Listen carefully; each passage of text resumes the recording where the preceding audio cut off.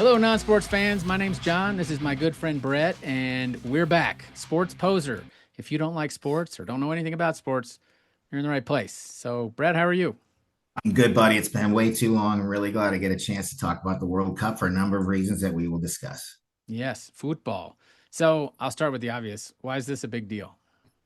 Well, it's not to the U.S. really historically, right? I mean, everyone's kid plays soccer, and a lot of dads coach soccer, but that's kind of where it ends, and nobody really follows my soccer. But the World Cup is different, and it's very exciting, especially for the world. The U.S. is catching on a little bit because it's here in the U.S. It's in North America this year, and the U.S. is the best that I've seen them play ever. So there's a lot of excitement in the air.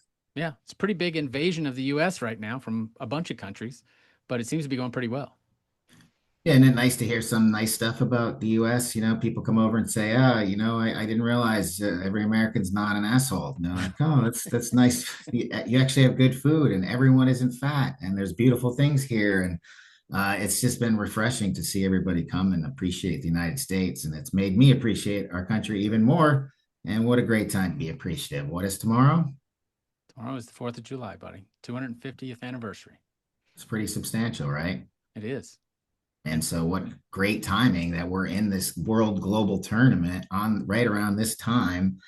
And if you put nationalism together with sports, you get some passion and you get players that just go hard. And then it's just, to me, it's the ultimate competition. It's the March Madness of basketball on steroids globally. Nice. Well, it's interesting. It seems like the press has been pretty positive about it. Like, I haven't heard of any real incidents other than the Scots draining Boston of all its beer. I know it. All it has been almost a celebration of different cultures in like such a positive way that I'm not used to seeing. Like you see the Norwegians with the rowing.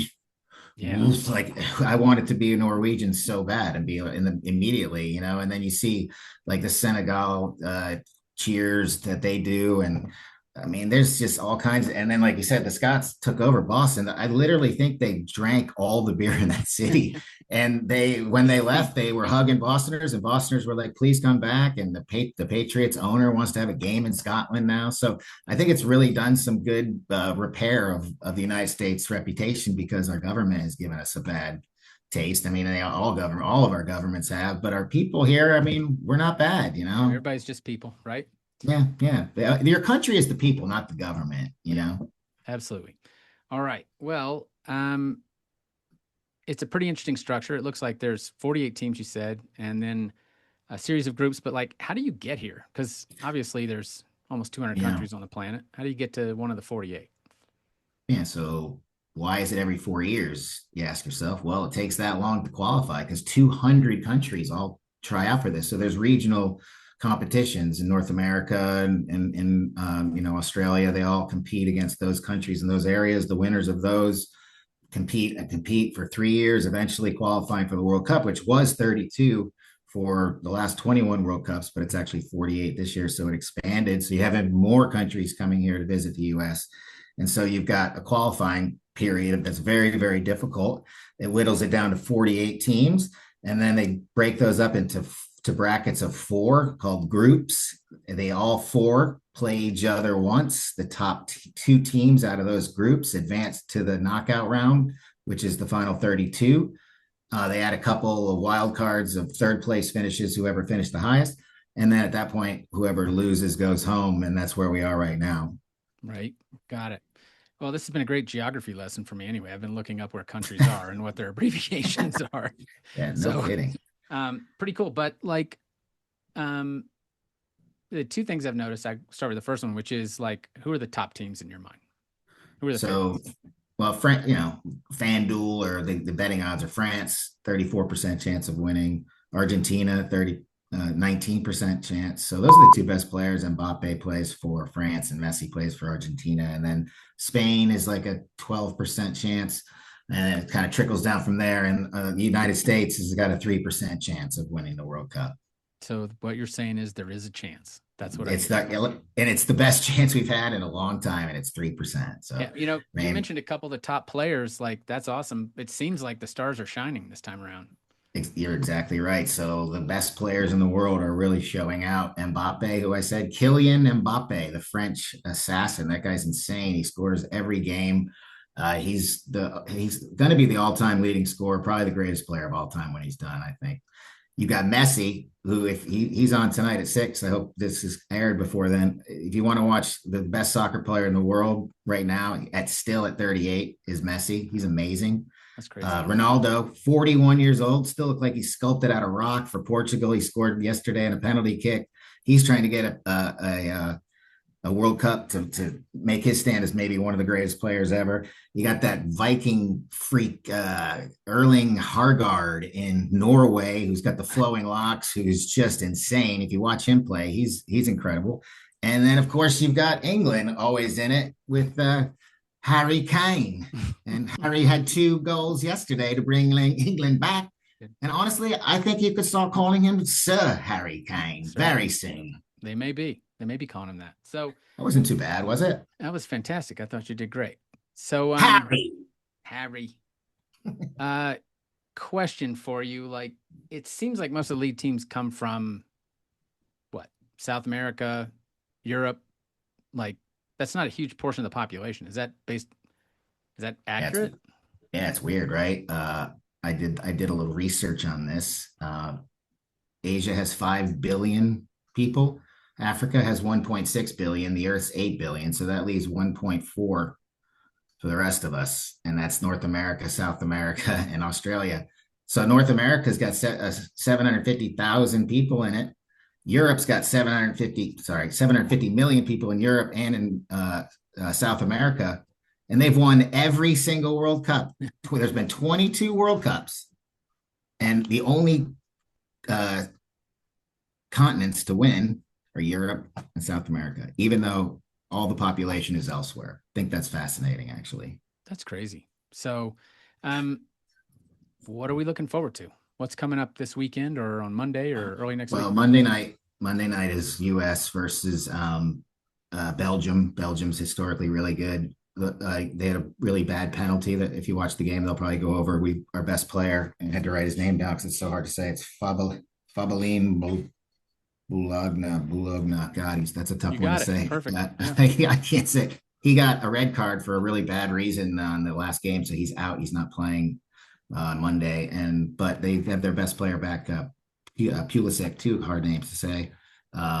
There's a lot of ICX in Scandinavia. If you watch Turkey or any of those, everyone's last name is end with IC. A lot of X. Nice. Yeah, Bosnia too. Anyway, interesting. So. All right. So Mondays, you've got that. So you've got Pulisic, who should hopefully make up for it, score a goal or 2, and would be really nice to advance because we would play the winner of Portugal versus Spain. And if you think about Portugal right next to Spain, good geography lesson, right? They'll be playing each other. That's going to be heated. So you mentioned Cape Verde. No, you didn't mention it. You just said that you had a geography lesson. Where in the hell is Cape Verde's playing Messi tonight at 6:00? What's the population there? Like, I don't know, but it's an island off the coast of Africa, right? Like West Africa. So the rest of the world's starting to catch up to the world to Europe and South America because you've got all these other teams from other places. Ghana is really good.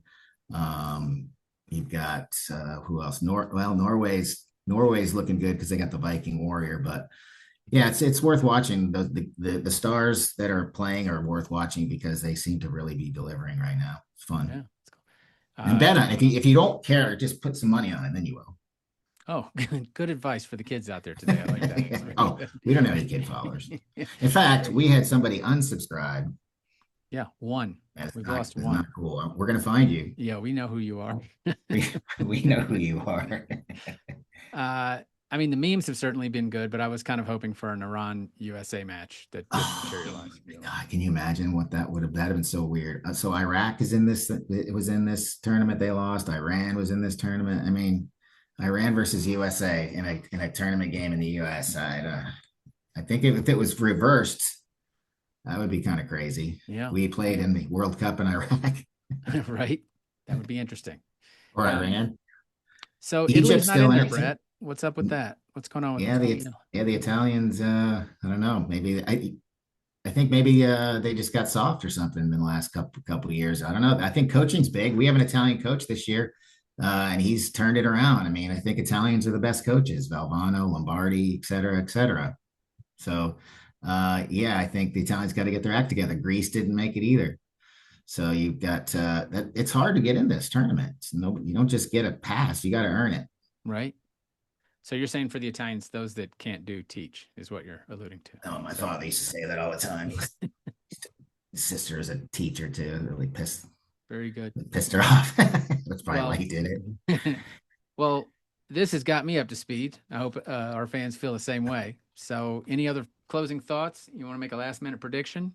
Um, Messi to win the second straight in a row. The guy's amazing. Watch him. If you don't do anything, just watch him live and watch him. Just watch him on the field. But he Yeah, walks around. He just walks, and all of a sudden he's gone, and he does something crazy. It's amazing. that's awesome. That's cool. Well, it does seem to be exciting. I watched the Mexico Portugal game like in the background, even though it was in Spanish. Like you just like you said, like the enthusiasm of the presenters is fantastic. Yeah, it's like you can feel the momentum. Soccer is like what I've noticed is it's a lot of suffering. You just sit there and waiting for something to happen. If you're down, you're just like and if you're up 1-0, you're like, oh God, don't score. It's just suffering. It really is a. I think that's why the U.S. hates it. It's just so like slow, and it can literally be 0-0 at the end of the game. Like, what is that? Yeah, it's crazy. It's stupid. Well, how was the game? Oh, 0-0. Who'd you even play for? We didn't even need to be there. That's what they're telling me. Exactly. Woof. Exactly. So, all No. right, we'll do another one. If the U.S. wins, we'll do another one. If they lose, see a football season, which Yeah, is right around the corner. right around the corner. All All right, right. buddy. Thank you, everybody.